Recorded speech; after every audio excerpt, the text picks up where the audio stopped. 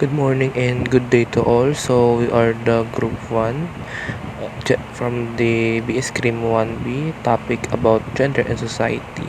Okay, so for this video, magkakaroon tayo ng topic about specific article that merong gender bias and gender responsiveness. So ito yung pinakalaman ng ating article.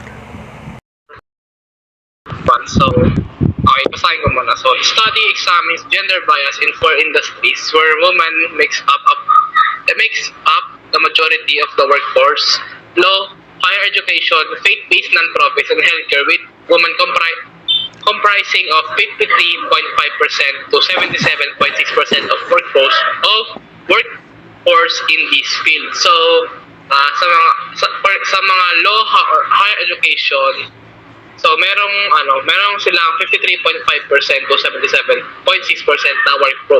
na workforce. So pag ginamitan natin siya ng gender bias scale for women leaders and open-ended questions, ang mga nakaka-experience ng harassment na woman is 1,600. So ito ang sinabi dito na the experience of 1,600 women leaders were analyzed across 15 bias factors, from subtle issues like the lack of recognition to covert ones like harassment. So for the next PPT slide, so will you read na lang Marcel?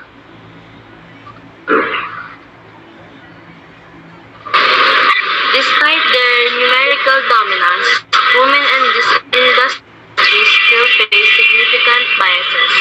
Common challenges include constrained communication, where women must carefully express authority and downplay their success, being interrupted by men, and a persistent Mike.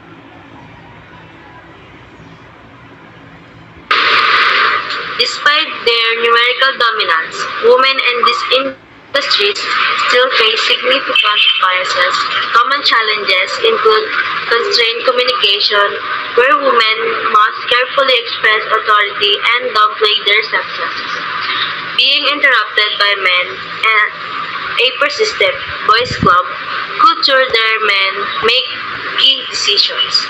Women also reported being placed on glass cliffs, lacking mentorship, and feeling forced to limit their career goals due to unsupportive workplaces for family obligations.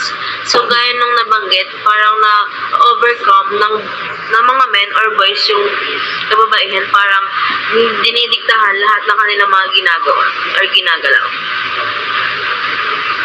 Each industry showed different patterns of bias, with law being the most challenging, marked by high levels of exclusion and harassment.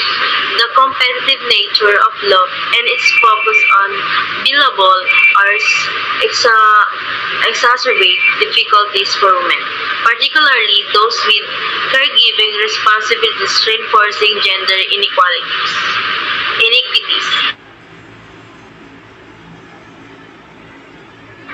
So, okay. So, thank you for that. So, for the next slide naman. So, pabas na lang ako, Monor.